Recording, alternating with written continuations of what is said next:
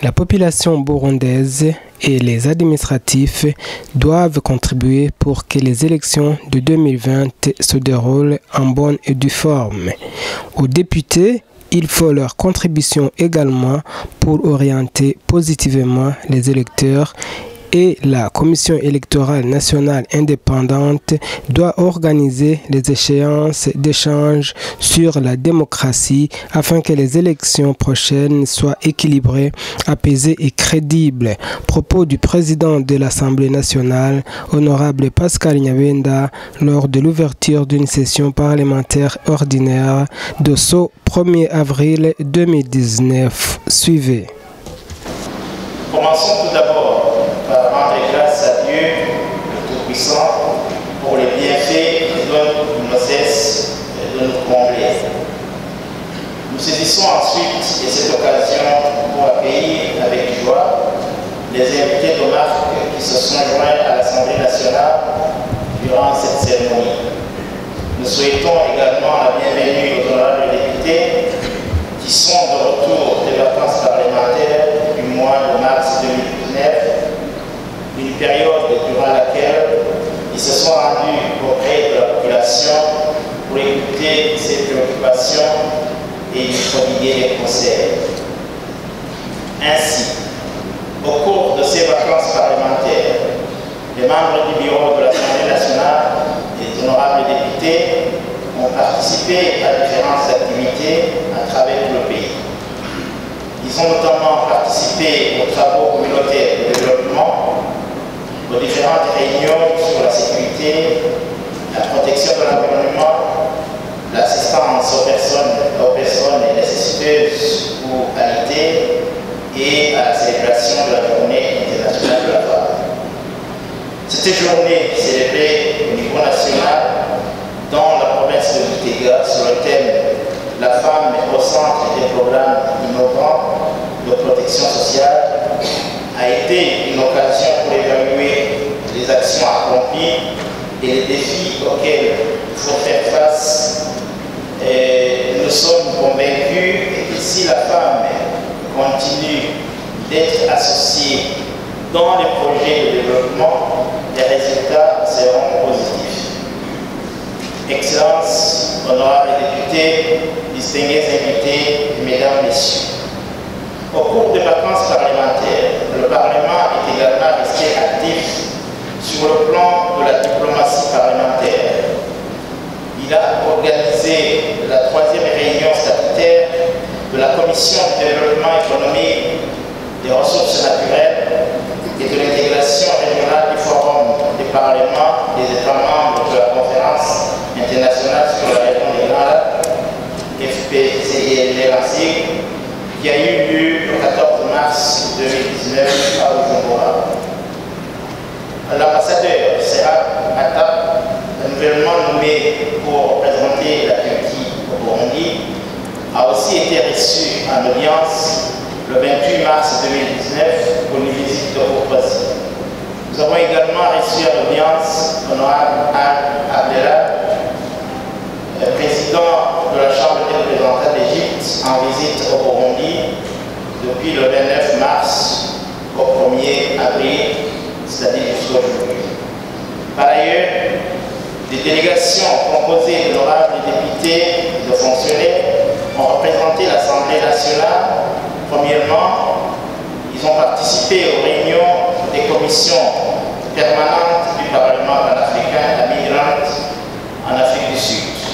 Deuxièmement, ils ont participé à la 37e session de l'Assemblée parlementaire paritaire Afrique, Caraïbes et Pacifique, Union européenne, et des réunions connexes qui ont eu lieu à Bucarest, en Roumanie.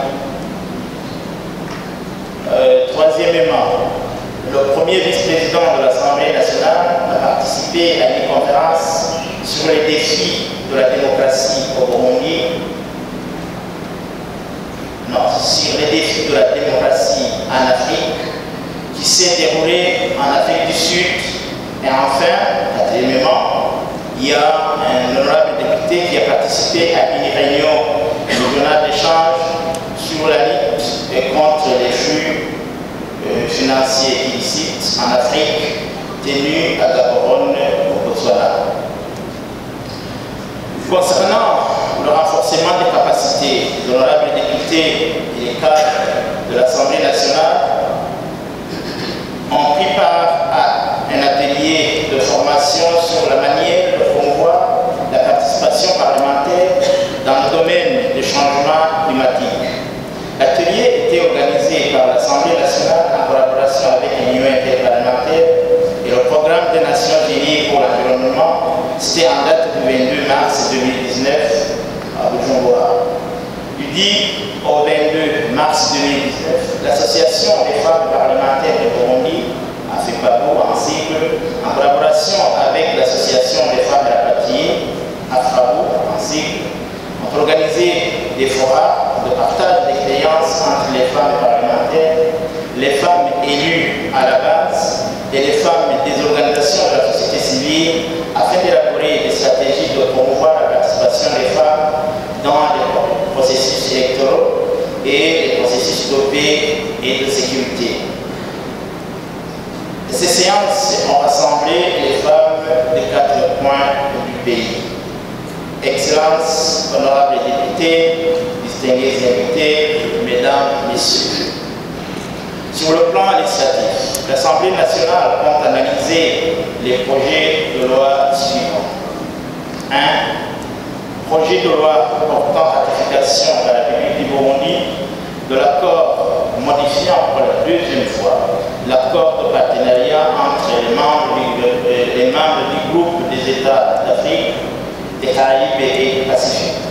D'une part, et la communauté européenne et les États membres d'autre part, signé à Cotonou le 23 juin 2000 et modifié une 2e fois à Luxembourg le 25 juin 2005. Ça, c'est un projet de loi qui date de longtemps. Je pense que c'est mieux qu'on puisse en finir avec lui. Deuxièmement, il y a le projet de loi portant ratification par la République du Burundi de l'accord sur l'établissement de la force en attente d'Afrique orientale. Celui-ci aussi date de longtemps. 3. Le projet de loi portant réglementation du médicament, de l'exercice de la pharmacie, la profession d'opticien et de l'art des praticien. 4. Projet de loi portant création, délimitation de la commune de Bouhaïra et délimitation de la commune de Moui en province de Chibitoke. 5.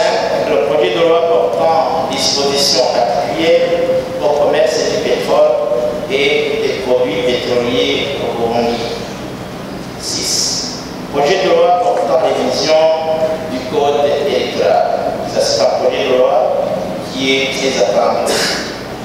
7. Le projet de loi portant ratification de l'accord de don numéro 2000-002606 pour le financement du projet d'intensification de la production agricole et de la réduction de la vulnérabilité au Burundi.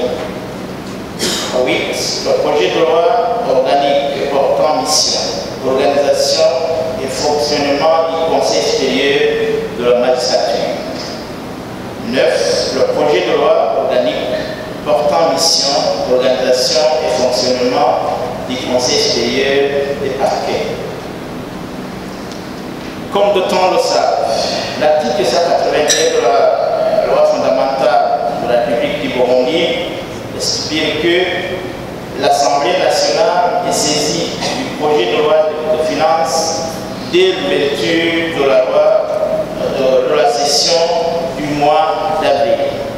Étant donné que le projet de loi de finances ne figure pas sur l'ordre du jour transmis par le gouvernement, l'Assemblée nationale exhorte le gouvernement à tout faire pour que ce projet de loi lui parvienne dans les meilleurs délais afin qu'elle puisse disposer d'un temps suffisant pour son analyse et son adoption, car c'est cette loi qui permet au gouvernement de mener ses actions ainsi qu'aux institutions et services de l'État de fonctionner.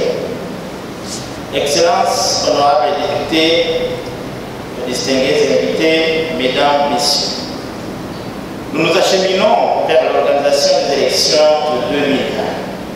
Nous demandons à tout un chacun à apporter sa contribution pour que ces élections soient une réussite. Nous lançons un vibrant appel à la population pour qu'elle soit plus tolérante et ne tende pas l'oreille aux rumeurs. Nous profitons de cette occasion pour exhorter tous les administratifs à tous les niveaux de redoubler de vigilance car ils se manifestent à la veille des élections une fièvre électorale et des comportements marginaux de nature à perturber la paix et la sécurité. Il en est de même pour les honorables députés qui, en tant que représentants et encadreurs de la population, doivent être des modèles pour orienter positivement les électeurs. L'Assemblée nationale exhorte la Commission électorale nationale indépendante, CENI, à continuer d'organiser des séances d'échange sur la consolidation de la démocratie, sans oublier des séances de formation électorale à l'endroit de la population pour éviter des cas de nombreux de bulletins nuls suite surtout à l'ignorance des électeurs. Aux acteurs politiques et aux formations politiques qui veulent entrer en compétition en 2020, l'Assemblée nationale leur recommande de mettre en avant leurs projets de société, des projets qui garantissent la paix, la sécurité et le développement pour la nation tout entière. Excellences, honorables députés, distingués invités, mesdames, messieurs. Alors que la saison culturelle B est en cours, l'Assemblée nationale espère qu'elle sera aussi bonne que la précédente. À cette fin, tous les intervenants dans le domaine agricole sont appelés à être plus créatifs et plus innovateurs pour pouvoir transformer, conserver et commercialiser le surplus de la production. Il faut aussi songer à la façon de multiplier des cultures d'exportation pour augmenter les revenus en devises. Cependant, il est déplorable que des communes de la province de Kirundo soient souvent des proies du changement climatique qui fait que la récolte y soit mauvaise. Il faut, dans tous les cas, des stratégies et des techniques de haut niveau pour permettre à la population de faire face à la famine qui est source de tous les autres maux. Nous n'oublions pas non plus les autres victimes du changement climatique dans d'autres coins du pays, notamment les populations de la pluie qui est tombée le 22 mars dans la zone de Gatsinda, en commune de Mumba, de la province d'Ongozi, et a rendu vulnérable. Néanmoins, malgré tout cela, c'est avec une grande joie et fierté que nous avons accueilli la qualification de notre pays à la Coupe d'Afrique des Nations Cannes 2019. Nous félicitons la sélection senior de l'équipe nationale de football du Burundi, les Inhamba Mugamba, pour ses performances du 23 mars au stade de Prince-Louis Rwagasore au Bujumbura.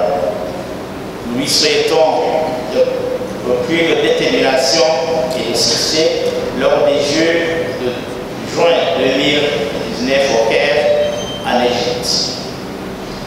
Honorables membres du bureau de l'Assemblée nationale, honorables députés, distingués invités, tout protocole observé, mesdames, messieurs, nous ne saurions terminer notre propos sans exprimer notre très sincère remerciement à tous les partenaires de l'Assemblée nationale et à tous les amis du Burundi pour leur soutien multiforme qui a toujours été très précieux et très apprécié.